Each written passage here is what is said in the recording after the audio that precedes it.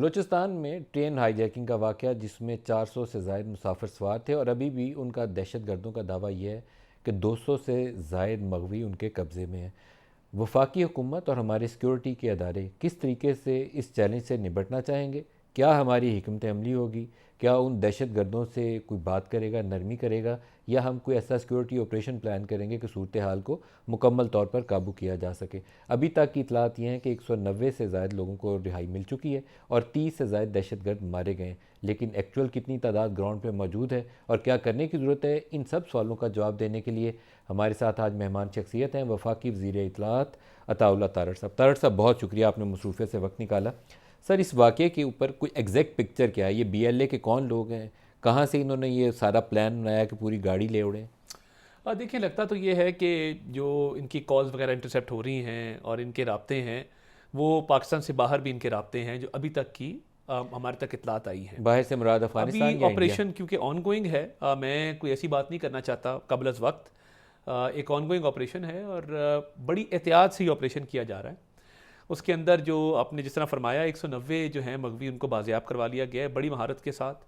और क्योंकि उधर वो सुसाइड जैकेट्स और सुसाइड बॉम्बर्स मौजूद हैं अंदर, तो इसलिए बहुत एहतियात बरती जा रही है मगवियों की ज़िंदगी को बचाने के लिए। उसके अंदर 70 से 80 लोग जिन्होंने हमला किया था, उनमें से जो हैं 30 को जहन्नुम वासिल किया जा चुका है। और अभी जो सिक्योरिटी फोर्स ने बड़ी बहादुरी के साथ, बड़ी जमा मर्दी के साथ वो मुकाबला कर रहे हैं और दुआ है कि इंशाल्लाह ताला जल्द जो है ये ऑपरेशन अपनी पाए तकमील तक पहुंचेगा। बस खबरें तारड़ साहब जाहिर करती हैं कि हमारे वो जो कमांडोज़ हैं, सिक्योरिटी का एक बाकायदा ऑपरेशन प्लान किया जा रहा है इन लोगों की रिहाई के लिए। कुछ उस पर बता सकते हैं पूरी माइक्रो डिटेल्स में जाए बगैर कि हम कब तक उम्मीद रखें कि ये जो 200 से ज़ायद लोग उनके कब्ज़े में हैं उनकी भी जान बचाई जा देखिए, सके? कुछ री भी पीछे से आई और री ने भी ज्वाइन किया। और आज भी आपने देखा सोशल मीडिया के ऊपर इमेजेस थे जो फ़ौज के ताज़ा दम दस्तों ने वहाँ पे उतरे रेलवे स्टेशन पे। तो मैं ये समझता हूँ कि क्योंकि एक सेंसिटिव ऑपरेशन है, क्योंकि लोग जो यरगमाल हैं उनका ख्याल करना है कि उनको कोई नुकसान ना पहुँचे, तो बड़ी एहतियात बरती जा रही है, बड़ी महारत से ये मुकाबला किया जा रहा है। उम्मीद की जाती है कि बहुत जल्द आपको इंशाल्लाह ये खबर मिलेगी कि ये ऑपरेशन जो है ये ख़त्म हो गया। तो सर, ये इस तरह का ऑपरेशन जिसमें पूरी वो गाड़ी को ले उड़ें, ये आसानी से प्लान नहीं किया जा सकता। इसके पीछे कई हफ्ते उन्होंने लगाए होंगे, पूरी जगह की रैकी की होगी, कहाँ ब्लास्ट करना है, टनल करीब में है, उनको प्रोटेक्शन के लिए पहाड़ियाँ भी दरमियान में है।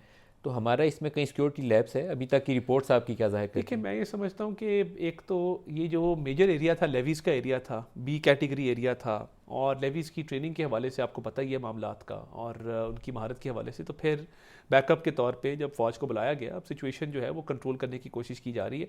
मगर मैं ओवरऑल ये समझता हूँ कि जो नेशनल एक्शन प्लान के तहत मेजर्स लिए गए हैं और नेशनल एक्शन प्लान के तहत आगे बढ़ा जा रहा है, उसके अंदर कैपेसिटी बिल्डिंग भी है, उसके अंदर इंटेलिजेंस शेयरिंग भी है।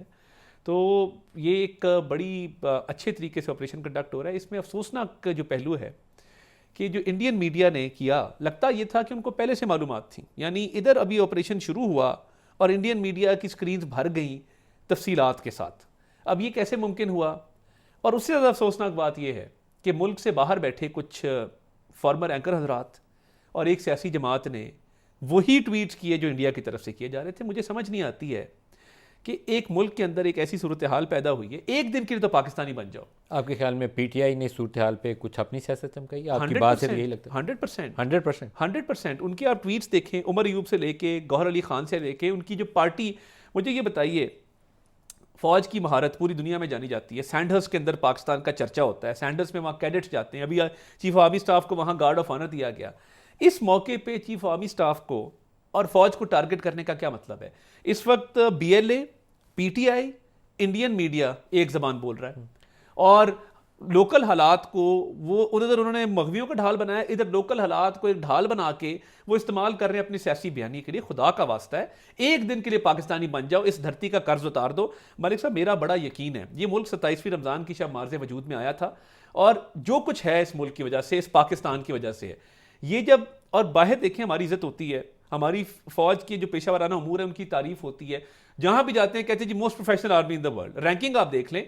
तो जब फौज को, आर्मी चीफ को आप टारगेट करते हैं BLA और इंडिया के साथ मिलके, तो ये समझ आ रही है कि आपका एजेंडा हमेशा से मुल्क दुश्मन था और वो चल रहा है।